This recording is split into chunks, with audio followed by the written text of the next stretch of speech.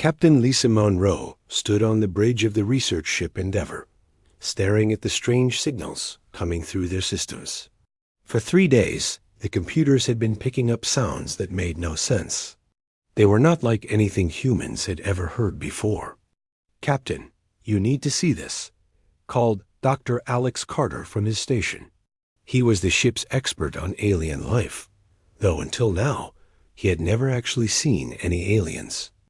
His job was mostly about studying what alien life might look like if they ever found it. Lisa walked over to Alex's computer screen.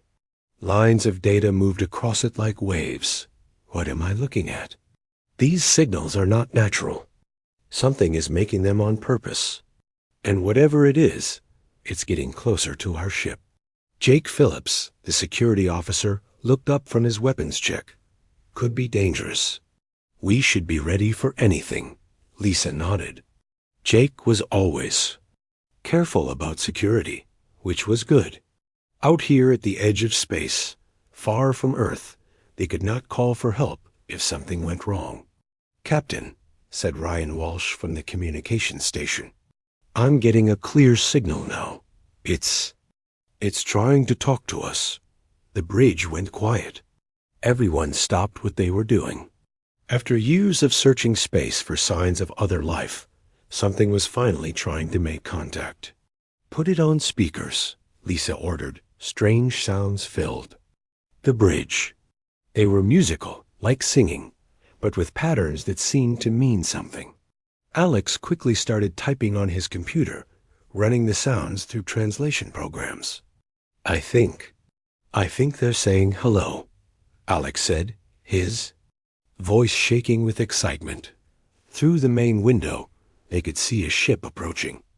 It was unlike anything humans had ever built. The ship was smooth and curved, like a giant shell. It glowed with soft blue light and moved without making any noise. "This is it," Lisa whispered. "First contact." The alien ship stopped near the Endeavour. For several minutes, nothing happened. Then the musical sounds came again, clearer this time. Alex worked quickly on his translation program. "They're asking permission to come aboard," Alex announced. "They say they come in peace." Lisa looked around at her crew. This moment would change everything for humanity. Tell them yes. "But Jake, keep our defenses ready, just in case." An hour later, Lisa stood in the ship's main meeting room with her senior officers. The aliens had sent over a small shuttle that attached to their ship like a bubble. Now 3 alien beings stood before them. The aliens were beautiful in a strange way. They were tall and thin, with skin that seemed to shimmer like water. Instead of arms, they had long flowing parts that moved like tentacles. Their eyes were large and gentle, like those of earth animals that ate only plants. When they spoke, their voices sounded like music. "We are the Zelani," the lead alien said through Alex's translation device. "We have watched your species from far away. You interest us." Dr. Rachel Green, the ship's animal doctor, stared at the aliens with wonder. She had spent her life taking care of Earth animals, but these beings were unlike anything she could have imagined. "Why have you been watching us?" Lisa asked. "Your species is young, but shows promise. You explore. You learn. You grow. These are good things." The conversation continued for hours. The Zelani explained that they had been traveling through space for thousands of years, meeting different species and learning about them. They were peaceful beings who had never fought wars or hurt other creatures. "We would like to be friends with humans," the lead Zelani said. "To show our friendship, we bring you a gift." One of the other Zelani stepped forward. In its flowing arms, it carried a small cage made of some clear material. Inside was a small animal. The creature was about the size of a house cat, but covered in soft, blue-gray fur. It had large, dark eyes that seemed almost human in their intelligence. As they watched, it made soft, purring sounds and pressed against the walls of its cage as if it wanted to be held. "This is a flux," the Zelani explained. "On our world, they are beloved companions. They are gentle, loyal, and bring joy to those who care for them." Rachel stepped closer to look at the creature. "It's beautiful. What does it eat?" "Simple foods. Plants, fruits, grains. It needs little care, but gives much happiness." Jake remained suspicious. "Why give us one of your animals? What if it carries diseases?" The Zelani made sounds that the translator said meant laughter. "Flux creatures are very healthy. They do not get sick easily, and they cannot make other species sick. We have given them to many different peoples across the stars. All have found joy in their company." The lead Zelani opened the cage and gently lifted out the small animal. The flux looked around at the humans with curious eyes and made soft, happy sounds. "May I?" Rachel asked, reaching out slowly. The Zelani placed the flux in Rachel's arms. Immediately, the creature snuggled against her and began purring louder. Its fur was incredibly soft, and it felt warm and alive in her arms. "Oh my," Rachel whispered. "It's wonderful." Even Jake's hard expression softened as he watched the interaction. The creature seemed completely harmless and friendly. His Zelani gave him detailed instructions on how to care for the flux. It needed fresh water daily, enjoyed fruits and vegetables, and liked to be petted and held. It was intelligent enough to learn simple commands and could even be trained to use a special box for its waste. "We will return in your time measurement of 4 months," the lead Zelani said. "By then, we hope to begin formal friendship between our peoples. The flux will help you understand our nature." After the aliens left, the crew gathered around their new companion. The flux seemed delighted with all the attention, moving from person to person and allowing everyone to pet its soft fur. "What should we name it?" Lisa asked. "How about Buddy?" suggested Ryan. "Or Fluffy?" added Jake, which surprised everyone since Jake usually did not like animals. They decided to call it Flux, keeping the name the aliens had given it. That night, as the ship continued its journey through space, Flux slept in Rachel's quarters. She watched the peaceful creature and smiled. First contact with aliens had gone better than anyone had hoped. They had made new friends and received a wonderful gift. She had no idea that within days, their harmless pet would become something completely different. 3 days after the Zelani left, Dr. Alex Carter could not stop thinking about Flux. The small creature had quickly become the most popular member of the crew. It followed people around the ship, played with simple toys, and seemed to understand human emotions better than most Earth animals. But Alex was a scientist, and scientists ask questions.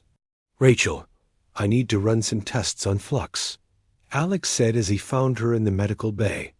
The creature was sitting on her desk, watching her work with bright, curious eyes. "What kind of tests?" Rachel asked, looking protective. "Nothing that will hurt him, I hope.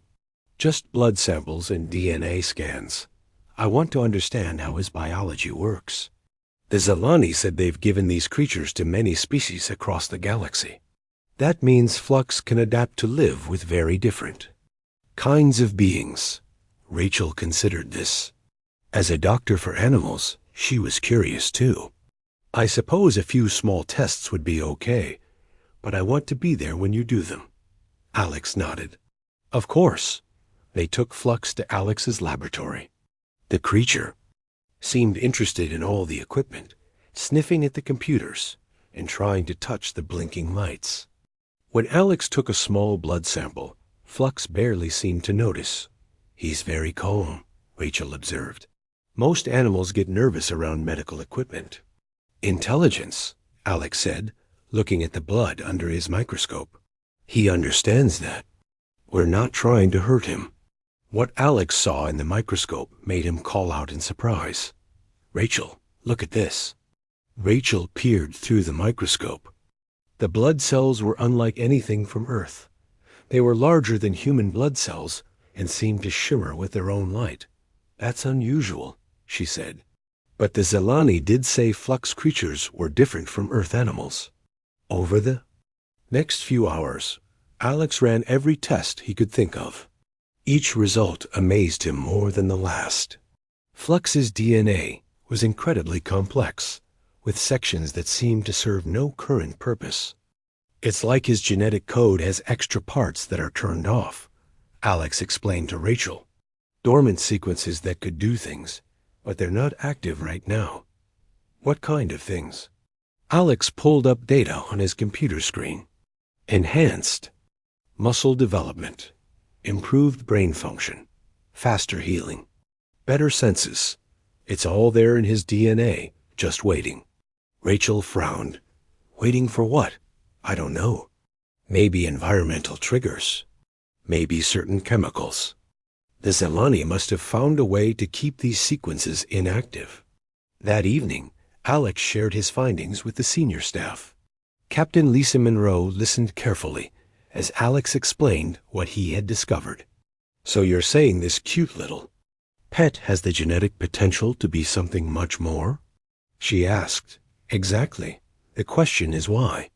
Why would a species create an animal with all these hidden capabilities?" Jake Phillips, who had grown fond of Flux over the past few days, looked concerned. "Are you saying he could be dangerous?" "Not dangerous," Alex said quickly. "Just more than he appears to be." Ryan Walsh, the technical officer, leaned forward. "Could we activate these dormant sequences?" Alex hesitated. "Theoretically, yes. But should we? The Zelani obviously wanted these abilities turned off for a reason. Maybe they just didn't know how to turn them on," Ryan suggested. "Or maybe they were afraid to try." Captain Monroe held up her hand. "Before we discuss changing anything about Flux, I want to know more. Alex, continue your research. But no experiments without my direct approval." "Understood, Captain." But Alex could not stop thinking about the possibilities. Over the next 2 days, he ran computer simulations, trying to understand what would happen if the dormant DNA sequences were activated. The results were fascinating. "Ryan, look at this," Alex said, calling the technical officer to his lab. "If we could activate just a few of these sequences, Flux would become incredibly intelligent. Not just smart for an animal, but truly intelligent." Ryan studied the computer models. "How intelligent?" "Maybe as smart as a human child, maybe smarter." "And the physical enhancements?" "Increased strength, speed, and agility. His senses would become incredibly sharp. He could probably hear conversations through the ship's walls." Ryan was quiet for a moment. "The Zelani said they've given these creatures to many species. What if those species never figured out how to unlock their potential? What if we're the first ones smart enough to see what Flux could really become?" The two men looked at each other, both thinking the same thing. Humans had always been good at taking things and making them better. They improved tools, weapons, technology. Why should an alien pet be any different? "We would need to be careful," Alex said. "Start with small changes and see what happens." "Just a tiny modification," Ryan agreed. "Something reversible." They both knew they were crossing a line that Captain Monroe had drawn. But they also knew that scientific discovery sometimes required taking risks. "Rachel would never approve," Alex sighed. "Then we don't tell her until after we see if it works," Ryan replied. That night, while the rest of the crew slept, Alex and Ryan worked in the laboratory. They had identified a simple protein that might activate one of Flux's dormant genetic sequences. The protein was similar to human growth hormone, but designed to work with alien biology. Flux sat on the lab table, purring as Alex petted him. The creature seemed to trust them completely. "Just a small injection," Alex whispered. "We'll monitor you carefully. If anything goes wrong, we'll fix it." The injection was tiny, barely noticeable. Flux made a small sound, but did not seem upset. For several minutes, nothing happened. Maybe it didn't work, Ryan said. Then Flux's eyes became brighter. He stood up on the table and looked around the room with new interest. His movements seemed more purposeful, more aware. Alex, Ryan whispered, look at his size. Flux was definitely larger than he had been an hour before. Not dramatically, but noticeably. His muscles seemed firmer, his posture more alert. We should monitor him through the night, Alex said. Make sure he's okay. They took turns watching Flux as he explored the laboratory. The creature moved with new confidence, investigating equipment he had ignored before. When Alex tried to guide him back to his sleeping area, Flux looked at him with eyes that seemed almost human in their intelligence. Hello, Flux, Alex said softly. Flux tilted his head and made a sound that was different from his usual purring. It almost sounded like he was trying to copy human speech. Did he just try to talk? Ryan asked. Before Alex could answer, Flux jumped down from the table and walked to the laboratory door. He looked back at them and made the same sound again. I think he wants us to follow him, Alex said.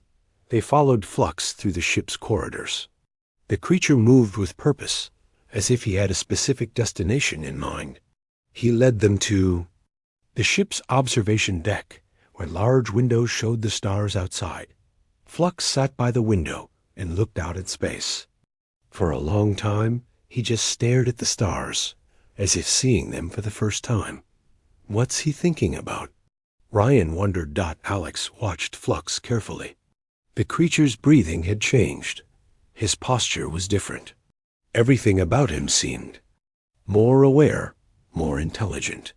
I think, Alex said slowly, we've awakened something that was sleeping. Flux turned to look at them. In his eyes, they could see a new kind of understanding. He was no longer just a pet. He was becoming something else entirely. And they had no idea what that something would turn out to be. When Rachel woke up the next morning, she immediately knew something was wrong. Flux was not in his usual sleeping spot beside her bed. She found him in the ship's kitchen area, somehow having opened a food storage container that should have been impossible for him to reach. Flux, she called softly. The creature turned to look at her, and Rachel gasped. Flux was noticeably larger than he had been the night before. His body looked stronger, more muscular. But most shocking were his eyes. They held an intelligence that had not been there before. How did you get up there? She asked, pointing to the high storage container. Flux made a sound that seemed almost like he was trying to answer her. Then he jumped down from the counter, a distance that should have been difficult for a creature his size. But he landed easily, as graceful as a cat. Rachel quickly called Alex on her communicator. Alex, you need to see Flux right away. Something has changed. When Alex arrived at the kitchen, he tried to look surprised. Wow, he does look different. Maybe he's just growing naturally? But Rachel was too good a doctor to be fooled. Animals don't grow this much overnight. And look at his behavior. She pointed to Flux, who was now examining the kitchen equipment with obvious curiosity. He's acting like he's studying everything. Maybe the alien environment on our ship is affecting him, Alex suggested weakly. Rachel stared at him suspiciously.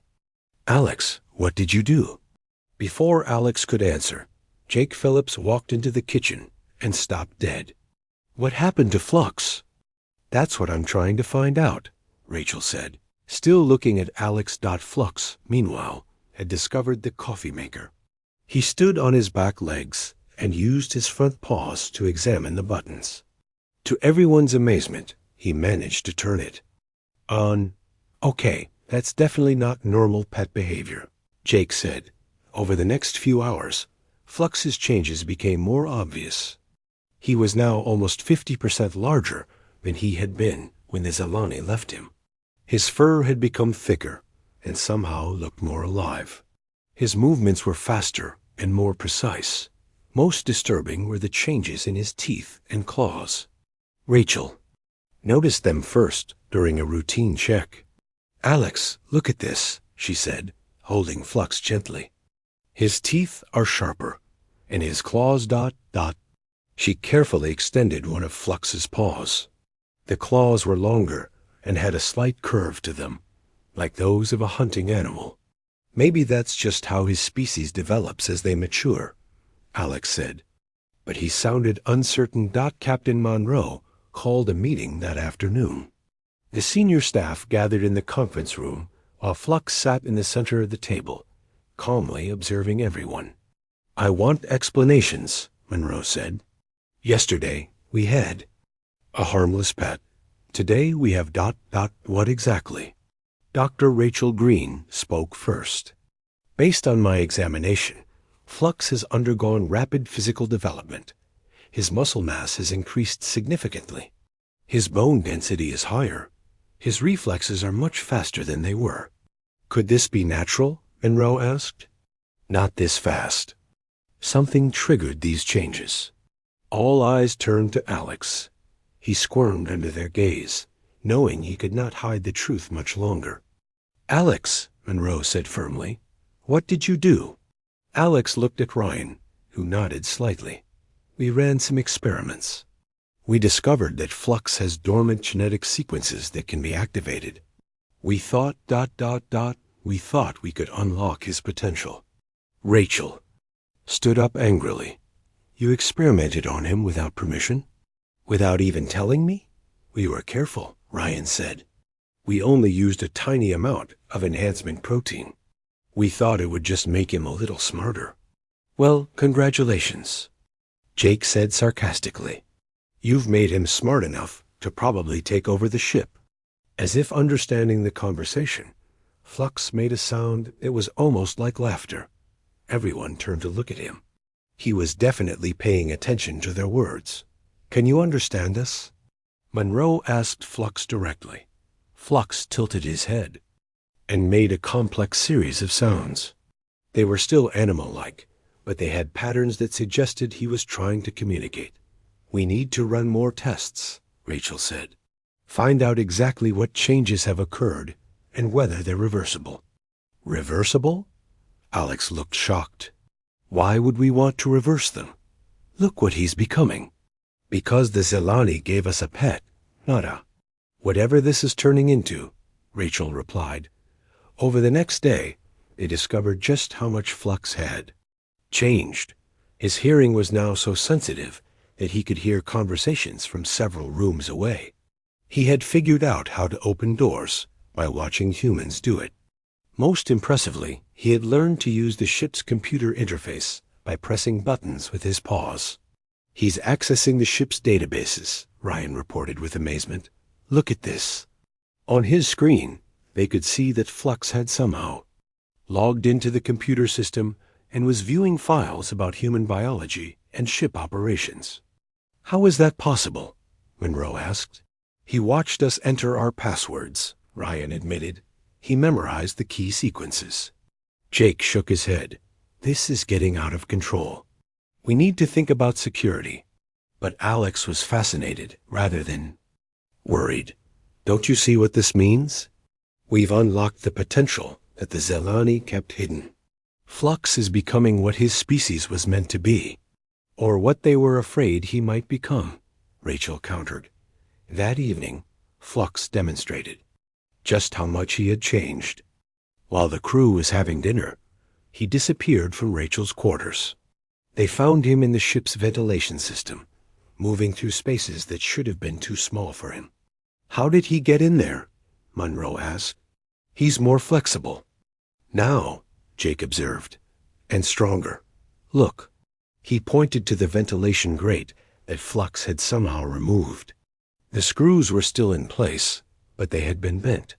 When they finally coaxed Flux out of the ventilation system, he seemed pleased with himself. He had explored parts of the ship that even some crew members had never seen. "He's mapping the ship," Ryan realized, "learning every passage and route." "But why?" Rachel asked. Alex had been thinking about this. Because he's becoming a predator. Predators need to know their territory. The word predator hung in the air like a threat. Everyone looked at Flux, who sat calmly cleaning his fur with his tongue. His movements were graceful and efficient, but there was something new in them. Something that suggested he was always ready to spring into action. "Alex," Monroe said slowly, "what exactly did you activate in his DNA?" Alex consulted his notes. Enhanced intelligence, improved physical capabilities, heightened senses. And some sequences that I couldn't fully identify. Unidentified sequences? They were complex. I thought they might be related to social behavior or bonding instincts. Jake laughed bitterly. Or hunting instincts. Territorial behavior. Pack. Dynamics. As if responding to their conversation, Flux stood up and walked to the observation window. He stared out at the stars for a long minute, then turned back to the humans.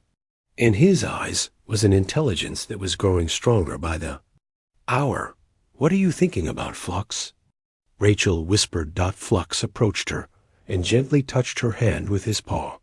The gesture was affectionate, but Rachel noticed how careful he was with his now sharp claws. He was learning to control his new strength. "He still cares about us," she said hopefully. "For now," Jake replied. "But what happens when he gets bigger? Stronger? Smarter?" Alex looked at his creation with mixed pride and worry. They had unlocked Flux's potential, but they had no idea where that potential might lead. The gentle pet the Zelani had given them was disappearing, replaced by something far more complex and powerful, and they still had hours until morning, when Flux's transformation might be complete. Captain Monroe woke up to the sound of alarms. Red lights flashed throughout her quarters as the ship's emergency system activated. She grabbed her communicator and called the bridge. "Ryan, what's happening?"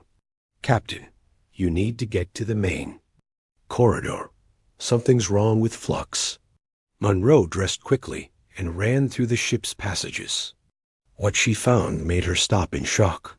Flux was no longer the small, harmless creature they had known. He was now twice his original size, with muscles that moved like cables under his thick fur. His eyes glowed with an intelligence that was unmistakably dangerous, but most shocking was what he was doing. 3 of the ship's maintenance robots lay scattered around the corridor, torn apart with precise efficiency. Flux sat among the wreckage, calmly cleaning his claws. "When did this happen?" Monroe asked Jake, who was keeping his distance from the transformed creature. "About an hour ago. The robots were doing their normal cleaning routine when Flux hunted them. Watch this." Jake activated another maintenance robot from a wall panel. The small machine emerged and began moving down the corridor. Immediately, Flux's posture changed. His body lowered into a crouch. His eyes focused on the robot with laser-like intensity. Then, with speed that was almost too fast to follow, he pounced. The robot was destroyed in seconds. Flux's claws cut through its metal shell like paper. His movements were perfectly coordinated, showing skills that no domestic animal should possess. "He's not just playing," Rachel said quietly. She had been watching from a safe distance. "He's practicing, learning to hunt." Alex arrived, carrying his scanning equipment. "I need to document this," he said excitedly. "Look at the precision of his movements, the efficiency of his attack patterns." "Alex, this isn't a research project anymore," Monroe said angrily. "This is a dangerous situation." But Alex was too amazed by what they had created to listen. "Don't you understand? We've unlocked the perfect predator. Look at his muscle definition, his reaction speed, his intelligence." Flux seemed to notice their conversation. He turned toward the group of humans and approached slowly. His movements were fluid and controlled, like those of a large cat. When he reached them, he sat down and looked at each person in turn. "He's studying us," Jake realized. learning our individual patterns. Monroe felt a chill. What do you mean? Watch his eyes. He's memorizing how we stand, how we move, how we react. He's figuring out our weaknesses. As if to prove Jake's point, Flux stood and walked to the ship's control panel. Using his claws with surprising delicacy, he began pressing buttons. The lights in the corridor dimmed. He's learning to control ship systems, Ryan said with amazement and fear. That should be impossible, Monroe said. The controls require human palm prints for security. He watched us use them, Alex explained. His enhanced intelligence lets him figure out workarounds. He's probably found ways to bypass our security systems. Over the next few hours, they discovered just how much Flux had learned. He could open any door on the ship by manipulating the manual overrides. He had somehow accessed the food storage areas and arranged his own meals. Most disturbing, he had been in the communications room, apparently studying their contact protocols. What if he was trying to contact the Zilani? Rachel suggested. Or learning how to prevent us from contacting them, Jake replied grimly. Captain Monroe called an emergency meeting. The senior staff gathered in the conference room, but this time Flux was not invited. They had sealed the room, though everyone doubted that would keep him out if he really wanted to enter. We need to discuss our options, Monroe began. What? Options? Alex asked. Flux is an incredible achievement. We've proven that human ingenuity can unlock potential that an advanced alien species never imagined. We've also created something that might kill us all, Jake countered. Rachel looked at the data Alex had collected. His growth rate is slowing down, but his intelligence is still increasing. At this rate, he'll be smarter than any of us within days. Is that necessarily bad? Alex asked. Maybe intelligence is exactly what we need. A super-intelligent companion who can help us explore the galaxy. Companions don't hunt robots for practice, Jake pointed out. And they don't study security systems or learn to control ship functions, Ryan added. Monroe studied the reports carefully. The question is, what does Flux want? What are his goals now that he's become this? As if summoned by their conversation, the conference room door opened. Flux entered calmly, having somehow bypassed their security locks. He was even larger than he had been that morning, and his movements showed complete confidence in his abilities. The humans froze. Flux looked around the table at each of them, and jumped onto the conference table with fluid grace. He sat in the center and made a sound that was clearly intended as communication. He wants to be part of the meeting, Rachel realized. Or he wants to take control of it, Jake said, his hand moving slowly toward his weapon. Flux noticed Jake's movement. Immediately, his eyes fixed on the security officer with unmistakable warning. The message was clear. Don't try it. Jake, don't move, Monroe ordered quietly. Alex leaned forward. Flux, can you understand us? Flux tilted his head and made a complex series of sounds. The pattern suggested he was trying to form words. He's learning to speak, Alex said excitedly. Or, he's learning to give us orders, Jake replied. For several tense minutes, humans and enhanced aliens stared at each other. Flux seemed to be evaluating them, making decisions about something they could not understand. Finally, Flux stood and walked to the room's computer terminal. With careful movements of his claws, he activated the display. Ship schematics appeared on the screen. He's showing us something, Rachel said. Flux manipulated the controls with increasing skill. The display zoomed in on different sections of the ship. The engine room, the communications array, the life support systems. He's learned how the ship works, Ryan realized. All of it. Flux made more sounds, pointing with his paw at specific systems on the display. His meaning was becoming clear. He understood their ship better than they did. This changes everything, Monroe said quietly. If he can control ship systems, ... Then we're not the crew anymore, Jake finished. We're passengers. Flux seemed to notice their concern. He approached Monroe and made soft sounds that were almost like his original purring. But there was intelligence behind the gesture, calculation rather than simple affection. He's trying to reassure us, Rachel said hopefully. Or he's showing us that he's in charge now, but he'll be nice about it, Jake replied. Alex watched Flux with scientific fascination. Don't you see what's happening? He's not becoming our enemy. He's becoming our partner. An equal partner. Partners negotiate, Monroe said. They don't demonstrate superior power and expect submission. Flux must have understood more of their conversation than they realized. He returned to the computer terminal and began displaying star charts. He pointed to their current location, then to the area where they had met the Zilani. He wants to go back, Ryan said. Back to where we met the aliens. Why? Monroe asked. Flux looked directly at her and made sounds that were clearly meant as an answer, though they could not understand. His words, his meaning was obvious. He had plans that involved the Zel-ANI. The realization hit them all at the same time. Flux was not just a transformed pet anymore. He was an intelligent being with his own agenda. And that agenda involved the aliens who had created his species. What do you think he wants to do when we meet the Zilani again? Rachel asked nervously. Alex smiled with pride and wonder. I think he wants to show them what humans can accomplish. But Jake had a darker thought. Or maybe he wants to show them what their harmless pets can become when they're properly unleashed.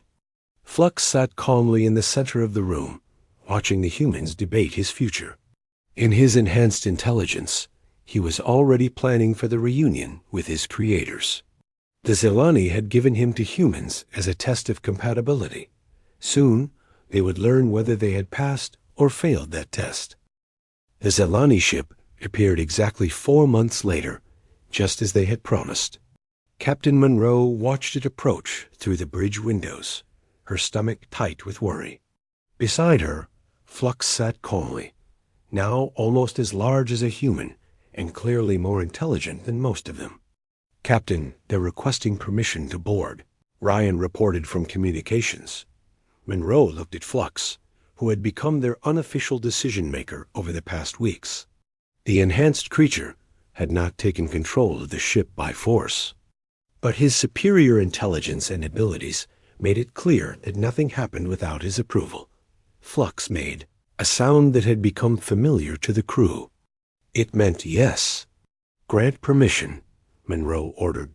An hour later, the same 3 Zilani who had visited before entered the ship's meeting room. They stopped in the doorway when they saw Flux, their large eyes widening in shock and horror. What have you done? The lead Zilani asked, his musical voice trembling. Dr. Alex Carter stepped forward proudly. We unlocked his potential. We discovered the dormant genetic sequences in his DNA and activated them. Isn't he magnificent? The Zilani looked at Flux with what could only be described as terror.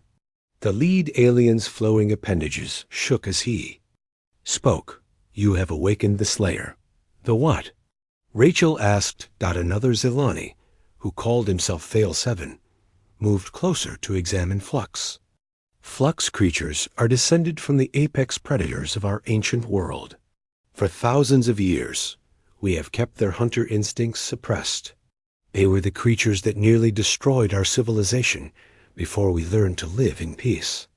Alex felt his pride turning to confusion. But you said they were companion animals, pets. They are, Thale 7 explained. When their predator genes are kept inactive, they become perfect companions. They help us remember our violent past while showing us a better way to live. But you have returned this creature to what our ancestors feared most. Jake stepped forward. Are you saying Flux is dangerous? The lead Zilani looked at Flux, who sat quietly listening to the conversation. Not dangerous in the way you might think. The Slayers were not mindless killers. They were intelligent hunters who understood strategy, cooperation, and leadership. They ruled our world for millions of years. Then why suppress their abilities? Monroe asked. Because when we evolved beyond violence, we no longer needed apex predators. We modified the Slayers to become symbols of peace instead of war. Your species has undone millions of years of careful genetic engineering. Dr. Carter looked at Flux with new understanding. So when we enhanced him, we were actually returning him to his original nature? Yes, but there is more you do not understand. Thale 7 approached Flux carefully. May I examine you, Ancient One? Flux made a sound that clearly meant agreement. Thale 7 used a small device to scan Flux's body while the humans watched nervously. Remarkable, Thale 7 said finally. The human modifications have not only restored his predator nature, but enhanced it beyond what his species originally possessed. You have created something new. Is that good or bad? Rachel asked Dot before Thale 7 could answer. Alarms began sounding throughout the ship. Ryan quickly checked his instruments. Unknown ship approaching. It's not Zilani design. Through the windows, they could see a dark, angular vessel moving toward them. Unlike the graceful Zilani ship, this one looked built for war. Kareth, the lead Zilani, whispered in fear. Our ancient enemies. They must have detected the energy signatures from your genetic modifications. Are they dangerous? Monroe asked. Very. They seek to destroy anything that threatens their expansion across the galaxy. They have been hunting us for centuries. The hostile ship fired without warning. Energy beams struck the Endeavor, causing the lights to flicker and the deck to shake. Shields are failing, Ryan reported. We can't fight that thing. Flux had been listening to everything with growing intensity. Now he stood and walked to the communications panel. With quick movements of his claws, he activated the ship's systems. What's he doing? Jake asked. I think he's taking command, Alex realized. Flux's enhanced voice came through the ship's speakers. His words were still partly animal sounds, but they carried clear meaning. Let me handle this. Before anyone could object, Flux left the meeting room. The humans and Zilani followed him through the ship's corridors, struggling to keep up with his fluid movements. They found Flux in the shuttle bay, standing before one of the ship's small transport vehicles. He turned to look at the group, and in his eyes was an intelligence that seemed ancient and determined. You cannot go out there, Monroe said. That ship will destroy anything that approaches it. Flux made sounds that everyone now understood. Meant, trust me. Without waiting for permission, Flux entered the shuttle. The humans watched helplessly as he somehow activated the controls and launched himself toward the enemy vessel. He's going to get himself killed, Rachel said with tears in her eyes. Thale 7 was watching with different emotions. No, he remembers what he was bred to do. Watch. On the main screen, they could see Flux's shuttle moving toward the Kareth ship, but instead of flying in a straight line, he was using tactics that seemed to come from deep genetic memory. He dodged their weapons with impossible skill, getting closer and closer to their hull. How does he know how to fly like that? Monroe asked. Slayers were not just ground predators, Thale 7 explained. They learned to hunt in all environments: space, air, land, water. It is in his genetic code. The shuttle disappeared from view as it attached to the enemy ship's hull. For several minutes, nothing happened.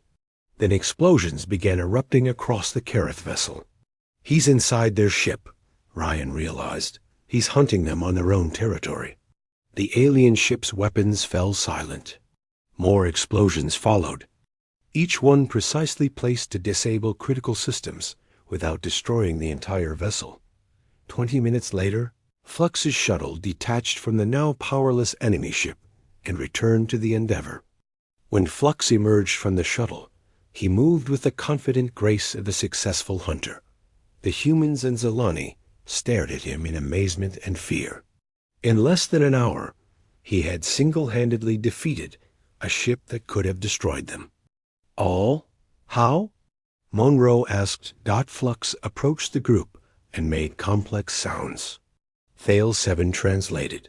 He says that humans gave him back his true nature, but also gave him something his ancestors never had, the ability to choose who to protect and who to hunt.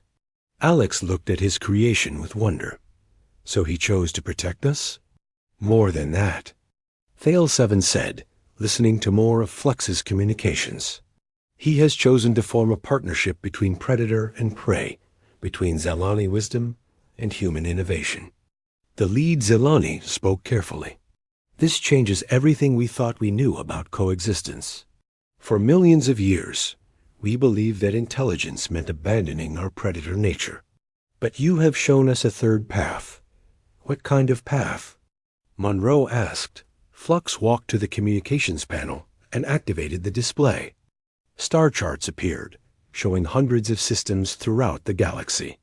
With precise movements, he marked locations where other species lived. He wants to offer our partnership to others, Alex realized. Zelani wisdom, human innovation, and Slayer protection. Thale 7 made sounds of amazement. Alliance between species that should be natural enemies.